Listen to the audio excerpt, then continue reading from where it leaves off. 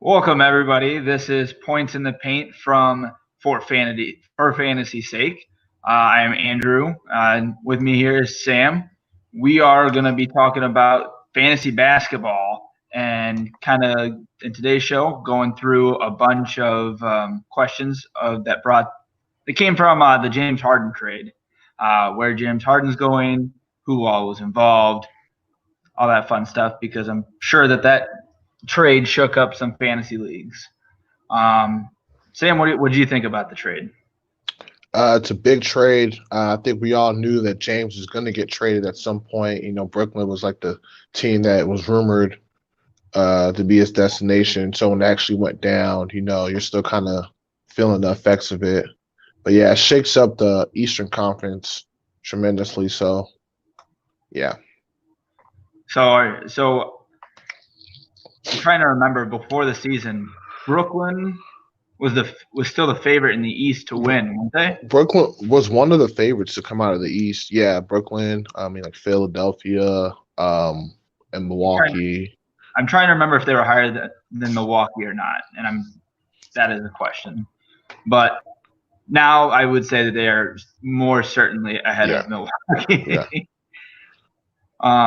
But yeah, so for those of you who didn't know, James Harden, no more Houston. He is now a Brooklyn Net. Does he? I'm going to get off topic here, but he's going to have to go through some COVID protocols, and he's not going to be able to be with the team until at least next week. This article I'm looking at, it sounds like he might be playing in their next game. I think it just depends on the other players that got traded as well. They all have to clear like protocols or whatever before he can play. I know that, for example, in the NFL season, when teams were going to pick up players like from free agency, those players had to wait a week before joining the team. Oh wow! No, I think he's playing, and I think the NBA they want to get these guys on the court and just get guys to play. That's why I'm kind of not even surprised that this trade actually went down during this time. Like the NBA has been canceling so many games because of COVID, and then you kind of need a splash. So here you go. I was kind of shocked they didn't go back to the bubble. Yeah. I mean, I know that they would have had a rougher go with that many teams down there and trying to fit in that many games. Yeah, but at the same time, I feel like it was the safer option. Some sense. But it's tough, man. It's tough. Yeah, there's not really a good way to go about having an event of that size and then expecting everybody to follow the rules, to not contract things, and I'll just leave that one there. But yeah, so James Harden goes to Brooklyn. Mm-hmm. Brooklyn gets rid of the big name out of Brooklyn, Karis LeVert, and read an article that they also sent 3 first-round draft picks. Jeez. I don't know if those draft picks are all going to Houston. I would imagine probably some to Houston and one going to either Indiana or Cleveland.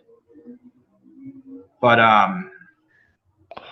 Houston receives the 3 first-round picks from Brooklyn, 2022, 2024, and 2026, and pick swaps in 2021, 2023, 2025, and 2027. So all those picks did go to Houston. Jeez. Yeah. That's wild. Especially for a team now that is rolling with John Wall. Yeah. Oladipo and Cousins. Oladipo and Wood. And Christian Wood. Yeah. It's with this trade, has Houston gone from we're probably not having to worry about them in the playoffs this year to playoff bound, or is the West still that muddied? I mean, if everybody on Houston stays healthy, they could probably squeak in and get like one of those bottom seeds in the West, like 7th or 8th, or they can at least be in a play-in game, but they're probably a first-round exit. I mean, just because They still need more. I like John Wall. If John Wall's healthy, DeMarcus Cousins is healthy, and they have more. I can't remember who else Houston had besides those two and Christian Wood, but it's just not enough in the West. I mean, with the Lakers and the Clippers, and Nuggets, all that firepower. Um, Golden State. I mean, they're not scaring anybody. I mean, Houston. Though I could see them competing, maybe being like finishing like 5-6 games above 500, but they won't win a playoff series. No. Golden State. That's a team that I was very much enjoying not hearing anything about, and then all of a sudden they're good again, and I hate it. I'm not gonna lie. No, they're gonna be good. I mean, and especially as Oubre and Wiggins continue to adjust to how to play with Curry. I've watched a good amount of them. And I like their team now too. They got other Wiseman stud. But I like Pascal a lot. I like Oubre and then Green being back. They have a lot of depth. Bazemore, Wiggins, Curry, even Brad Wanamaker, their backup point guard. He's solid. So if they have a solid team, if they had Klay Thompson, they'd probably be one of the top 4 teams in the West, I think. But yeah, they're still going to be one to reckon with just because of Steph, because Steph can hit those crazy threes. That just can open up so much. And that could just, you never know if he's shooting the ball like that. What annoyed me was Golden State in the finals. If they're playing everybody, they're pushing everybody. KD goes down. Yeah. Clay goes down. Yeah. And just all right, these guys don't lose. These guys now have big injuries. Mm-hmm. Regardless, he ended up leaving in the offseason, so they weren't really worried about him. But the loss of KD and the loss of Clay, and then Curry gets hurt in the season, so they lose their 3 stars, and they finish at the bottom, and they get a great pick. And it's just annoying that it was now we've got all these guys back and this number 1 pick. Well, it's pretty much like a reset for Curry and Klay Thompson. They missed all of last season. It was they went to the finals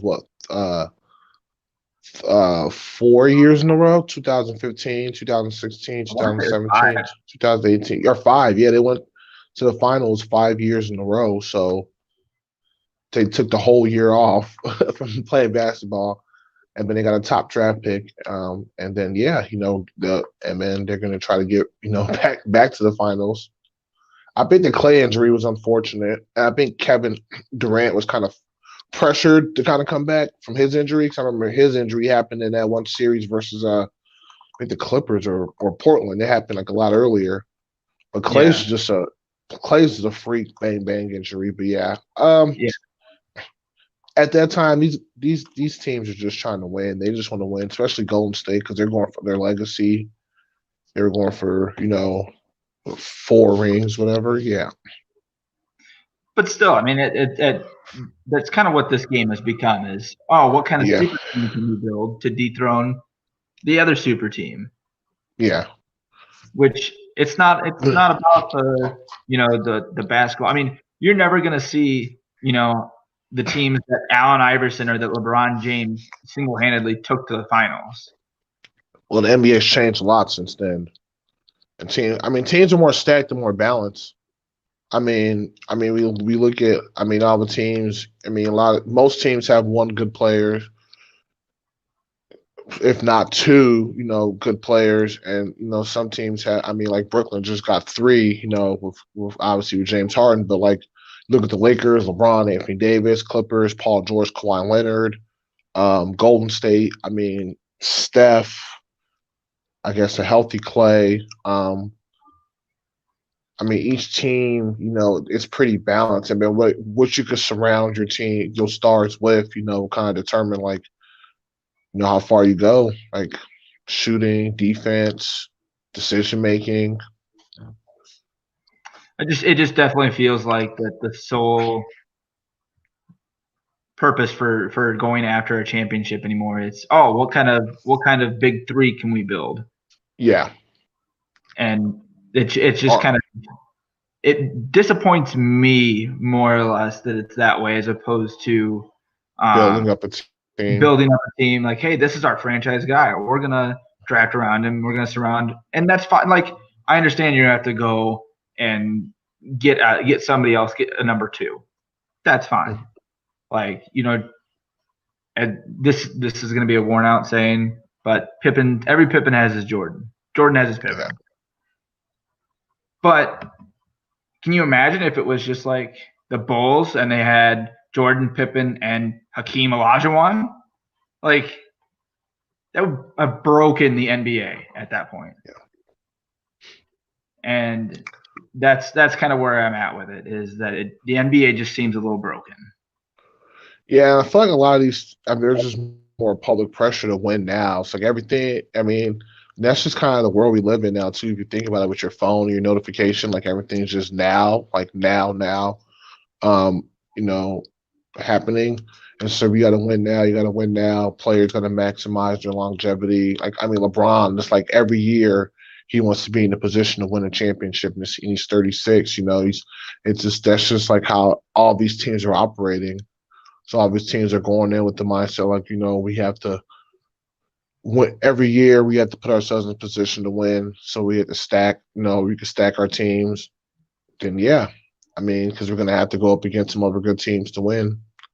Gonna have to go up against, I mean, a Giannis, a LeBron. You're gonna have to see one of them if you want to win. One of these or Durant. One of these really dynamic players. I see both sides of it. I don't like it. Yeah, no, I like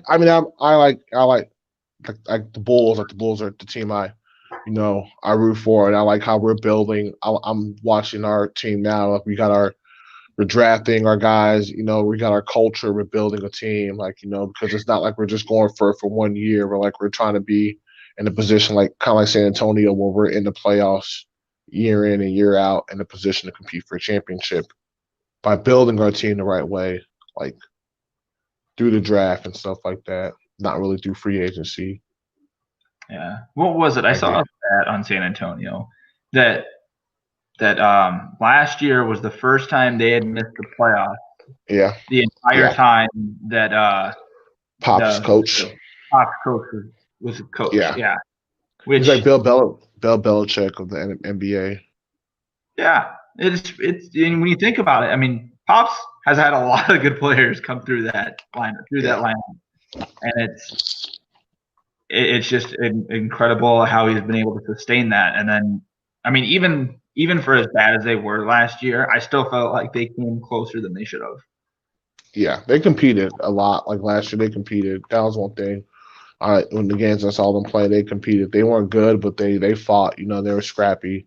So you got to give it to them for not just folding. Like, we're not going to probably make it, and with the roster we got to do the best we can do. So, yeah, it was great to watch them still compete with the team that they had.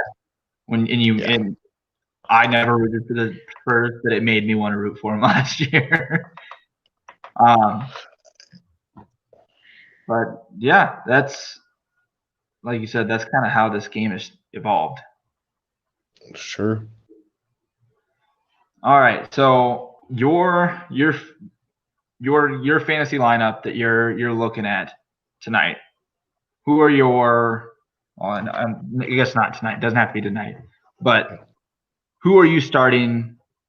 Point guard, small forward, shooting guard, power forward, and your center. Who are your top picks for tonight's games? Like the players playing tonight. I was going to say tonight's already started, and so half the games are done. I can. Well, I have all the games like are pulled up. I can pick I guess out of all the teams playing, I can just guess guys off the top of my head who I would play. I mean, like you said, I mean, at each position, like if I had a point guard out of these, that was very poorly worded on my part. I guess your like who are your number ones at those positions? You personally. Doesn't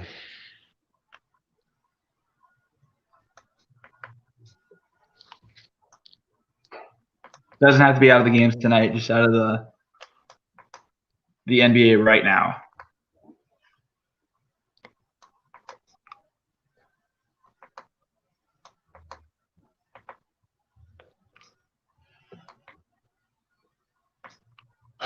Man, point guard. I would probably go with Steph. And I feel like Steph's going to be has been more of a playmaker this year too. I mean, he can score obviously, but it's assists just with Clay being out. Shooting guard, probably Devin Booker. I just think he's a really efficient, a really efficient two guard. Fill up the stat sheets. Small forward, LBJ, just consistency. Power forward. Power forward. I guess AD. Yeah, he's a power forward. He's classified as a power forward technically. And just obviously AD, but just the way his scoring, and then he could shoot the three, and then his defense, and then my center, I would probably go with Jokic. I like Jokic's game a lot. I just like I could play pickup ball Jokic. I just like just the way he plays, stuff like that, like his passing, his vision, stuff like that. Then he's kind of underrated scorer as well.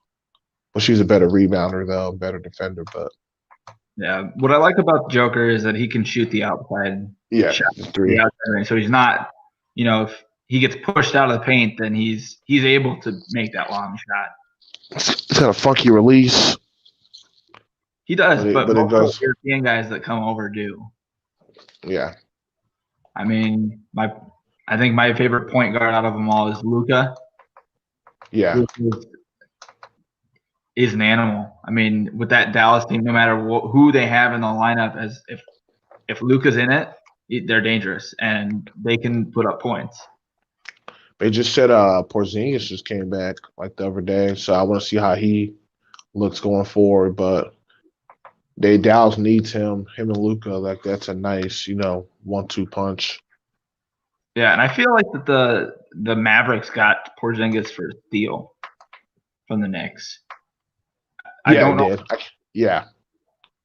remember what all was involved, but I think it was. I don't even think it was a first round pick. I think it was like Dennis Smith Jr. Was like the player that went to the Knicks from Dallas, and like some other pieces. And I mean, I can't even remember, what else, who else was included in that trade. But I know Dennis Smith Jr. was like the focal point of that. Yeah, I want to say it was like a third round pick, but I could be wrong. But yeah, so I mean, Dallas, they've got that team, like you said. I like LeBron. It's hard to say that he wouldn't be in your lineup because you'd be crazy not to. I don't like Steph. I respect him, but he is my Aaron Rodgers of basketball. I dislike Rodgers. I hate everything that he stands for. But God damn it, do I respect the hell out of that man? Yeah, I am as a Bears fan too. Like it's just Rodgers. Excuse my language, but it's just like the Bulls going up against LeBron James all those years, like the Bears going up against Aaron Rodgers in our division. And Packer fans are just spoiled with Aaron Rodgers. 100%. But I mean, that's the thing is you get in there and you look for things to exploit their gameplay and he's only good for this reason, and I can't find anything. I tried, I sat there and tried, and I don't get how he makes the no look behind the back passes for a touchdown.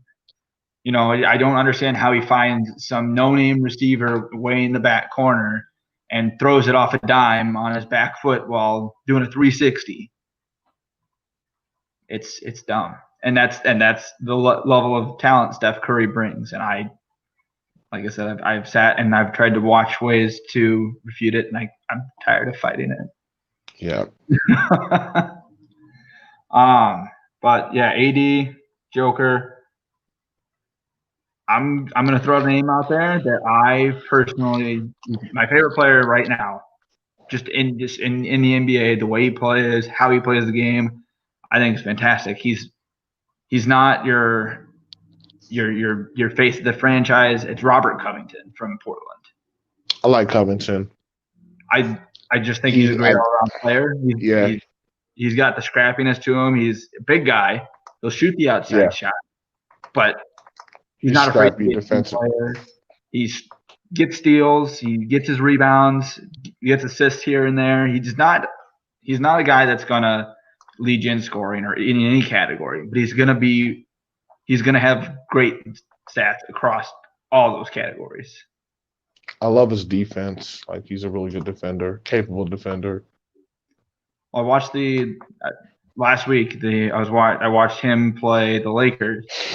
Just watched him guard LeBron, and that was not many people could do that against that big body that he just throws around. I don't find Philadelphia's ever really been the same since Covington left. I remember they had Covington, and I think they had Covington and JJ Redick at the same time.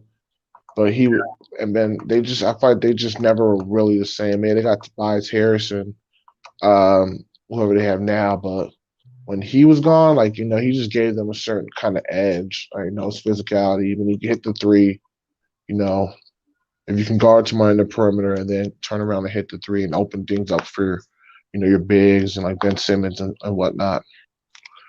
I think that Philadelphia's problem is that they're trying to force Ben Simmons being their point guard into working.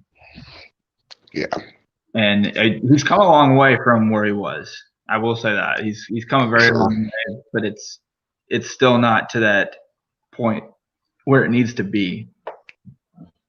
Ben Simmons isn't your point guard. Ben Simmons is your guy that's going to shoot the ball down low. Point forward. He could be a point forward. I mean, you can initiate the offense to him at the top of the key. I mean, you can, like, just like the Lakers just do it for Lamar Odom.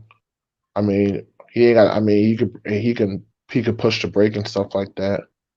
He just has to his jumper. If he gets a shot, then he'll be able to play off the ball more. But like, as of right now, he can't really shoot, so you kind of want him with the ball in his hands. I remember I heard that they don't like it when he shoots threes. That he actually gets yelled at for shooting whenever he shoots a three. Who, Simmons? Yeah, Ben Simmons. No, I think he could have it in his game. I mean, especially if it's a spot up three, like he's just wide open in the corner and somebody hits him the ball and he hits a wide open three. Like, why not? It's just, it adds more to his game. Like, as long as he's not jacking up like 7 threes per game, I think he's fine. If he takes like 2 wide open threes per game, like where like it's off a pass from somebody else, I have no problem with that at all. And it'll just force teams to guard him differently too. Yeah, I mean, if he learns how to shoot the three ball and effectively, I should say, shoot it effectively, I think he becomes that much more dangerous of a player. And like you said, teams have to figure out a different way to guard him, and I think that's just going to open up the field for everybody else. That's exactly what Giannis is doing. Giannis is trying to add the 3-point shot to his game. Like, Giannis is literally taking threes and shooting them, like pull up threes too. Like, you're not even set threes. He's coming up, dribbling, and just that's a really hard thing to do. But if he gets that going in his game, I mean, look out! Like, this dude can come down and just. I did when they got eliminated after last season and over the off season. That was something I heard Giannis say, was that he wasn't focusing on improving his scoring. He wasn't being focused on improving, that it was going to be, I need to improve my defense and my deep range. Yep. And free throws, defense. Yep. Because they once he went down in the playoffs, you knew that was it for him. It was over. No chance at all, especially versus that Miami team and the way that Miami team is defending. No, it was. I actually had Miami knocking off Milwaukee. I called that like way when Miami got Iguodala in that trade. I was like saying that 'cause I was like I set up from the standpoint like Miami has a bunch of guys, perimeter guys they could throw at Giannis. So I'm like if they did run up into Milwaukee, they have a really good chance of slowing down Giannis. And if you slow down Giannis from Milwaukee, you pretty much slow down Milwaukee. So when all that was happening in the game and it was close, I'm like if Milwaukee's not blowing out Miami, they're in trouble. Sure enough, they lost the series. Yeah, it was. And that really, Milwaukee's kind of lucky that injury was all it was. Yeah. Because I think he tried to come back, and he was running, and then he tweaked it again. Yeah. And so it was. Yeah, they're very fortunate to even have Giannis this season, because that injury could have been way worse. Really, yeah. But yeah, I guess we are coming up on our time. Is there anything else you were looking to talk about, to bring up that is on your mind? No. It was just gonna be interesting to see how things are moving forward with all these with this trade and whatnot. I'm interested to see how Brooklyn. I guess we really can't evaluate Brooklyn until like a month or two after, until they really had time to gel, because they're not going to be able to practice much. A lot of the rookies, like I put a piece out on some of these rookies, like LaMelo Ball. He's looking more and more comfortable, and it's more and more fun to watch him. James Wiseman, Edwards, even Patrick Williams playing for the Bulls. A lot of these young guys are really fun to watch, so that'll be fun to continue to do. And it's kind of really just like the dog days of the NBA, until the NFL winds down. Yeah, it's gonna. People will pay more attention to it, as Yeah, once football. Yep.